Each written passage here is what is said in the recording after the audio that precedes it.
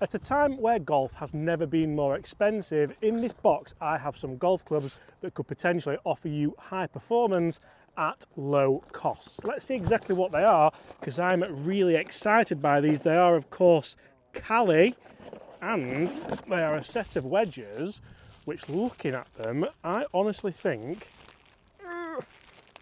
I saw that going smoother in my head, that these could rival some of the bigger name golf brands. Let's get on the golf course, let's test these and see just how good they are for the money, and see if you could potentially see yourself with a set of these in the bag for less than £250.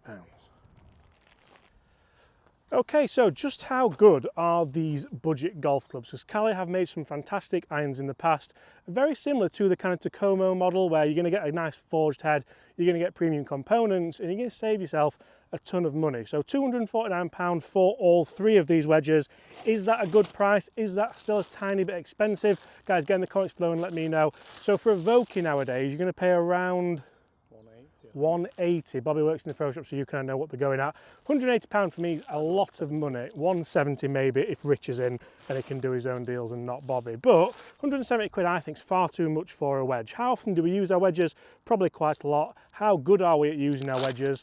Probably not that good. I'm going to pick all this rubbish up, by the way, but first thing I'll say about these is they look really good. I think the one thing that a lot of brands should take from this is simplicity is key when it comes to something like this. They're actually a nice shape, they're a little bit rounded, they're very similar to the Takomo Skyforger wedges actually, with that rounded bottom edge. I wasn't a huge fan of that when I first tested those. Then we started using them more and more, and actually it helps quite a lot with turf interaction and with that slight forgiveness. So we actually have, I'm hoping we have about 90 yards here, because that's exactly what I would do. We've got 89 playing 91, Bobby. That is a perfect yardage. How close can we get? We're into the wind ever so slightly, we're on the fairway.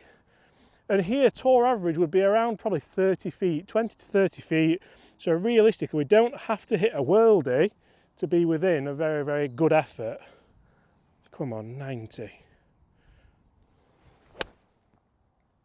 That felt so soft, and that is lasered on it. Spin back. Not too bad, a little bit long, really, really nice turf interaction, a lovely long slug-like divot. Let's see if we can just calm that down a little bit. It went quite a long way actually to say how soft I hit it. What about that one? I've really mishit that one actually, go on. I'm really impressed with that, to be honest. I thought I'd done a Bobby A there. I thought I'd shanked it. I didn't do. You can see it's just to the right hand side, but it was not too bad. And I'm getting away with those. I think that's one thing which, when you're buying wedges, you don't often think about. You don't think about, right, how much forgiveness have I got? You can see here, we've only got 4 degrees, is that 4? That can't be 4 degrees of bounce, can it? That is a mega low bounce if it is, and that's maybe why I'm digging so much. So if you go on the website, you will see the options available for these clubs. You can buy them singularly, or you can buy them in, that's not a word, is it? Singularly? You can buy the single ones, or you can buy them as a trio for the price. It works out more cost effective if you do buy them with the 3. Looking down at them, I'm starting to get used to them already. You can see how it's a nice rounded shape. They're almost Mizuno looking actually, more than the Takomos. I think that's quite a nice aspirational thing to be doing. And we have KBS grips, KBS shafts in there, and Lamkin Crossline grips. So we start to see that premium components. Right, we've got our iron now. Can we just send a nice little clip in? There we go. There we go. Be it. Is that long again? No, it's good. It's very good. A little bit of backspin as well there. So really, what would you expect to see from wedges like this? Would you expect a ton of backspin? Would you expect to see a difference in backspin? The one thing that I start to see when you do start spending more money on wedges is a higher level of options. You can get different bouncers, different grinds. You can even get different CG placements to help you flight them down or flight them up, depending on what you want. These are quite simplistic, but for the price, I don't think that's a bad thing. Let's get up there and let's test the sand wedge and lob wedge and see just how good they are for the price. What would you do with your extra £200 if you bought these instead of Vokeys, Mac Daddies, or MG4s? So what we actually have here is a 50, a 54 and a 58. So we're going to test the 54 here by the green, and you can see we have 10 degrees of bounce on the 54 and 8 degrees of bounce on the 58. I think they actually look quite nice. I really like the look of the bounce on the 58. I'm looking forward to testing that out of the bunkers, but that can go back in the bag for now because this is all about the 54 degree. You can see they come nicely wrapped as well, so nice to know that they are coming absolutely brand new. And some people do like things brand new. Like, I'm not really bothered if something's brand new or not. I don't mind second-hand golf clubs, I don't mind second-hand cars or anything like that, but if you are certainly someone who it needs to be brand new, then going to this budget market might well be for you. So let's see just how good this 54 is. Oh, we've got full face scoring lines. I didn't know that.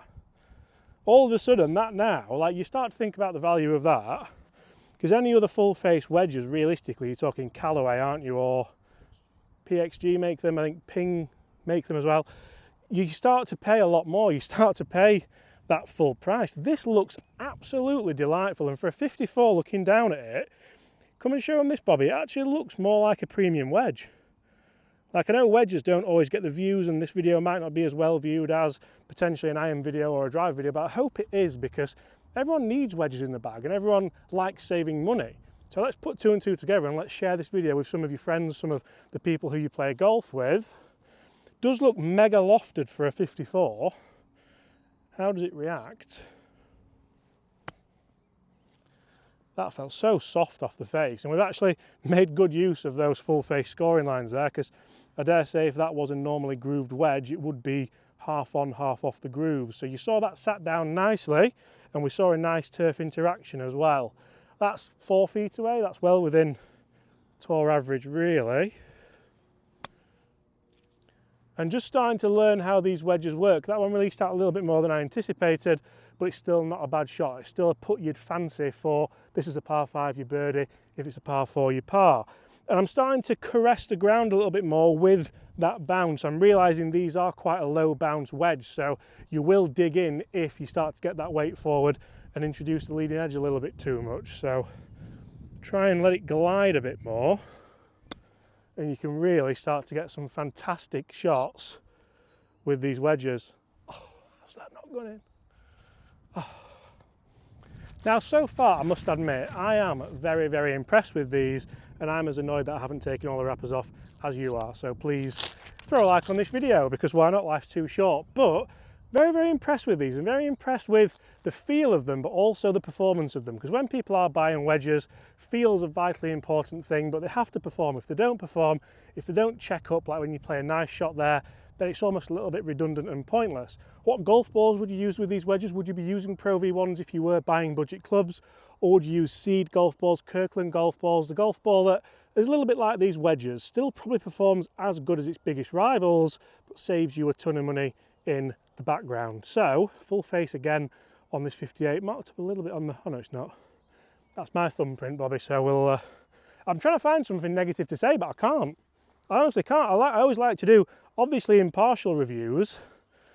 I always like to have a balanced review, but for the price of these, I'm struggling to find maybe the options on them. The bounces I've got are a little bit low, so obviously if you are a low handicapper buying these clubs because they're a little bit cheaper, a higher bounce might be available. So I'll put that on screen if it is, and if it is, then I've literally got nothing bad to say. So, not a lot of sand in here, but I'll tell you what, it really is just an enjoyable experience. I could recommend these to my friends, I could recommend these to my family, and I really wouldn't feel bad at all. I know a lot of people who used the Cali wedges in the past and they were a tiny bit disappointed with them, but I honestly think these are next level. I think the fact we've now got the premium components, the grip, the shaft, the ferrule and everything like that shows that if you can play golf, oh, look at that spin, I've really tried to play one there, just a little bit too much on it. If you can play golf to any level, these are going to be pretty good for you. You're going to save yourself some money. Would you have these in the bag? It's not even marked the face up too much either out of this hard sand. Guys, thanks for watching. Smash that subscribe button. Would you use these for the price? I probably would.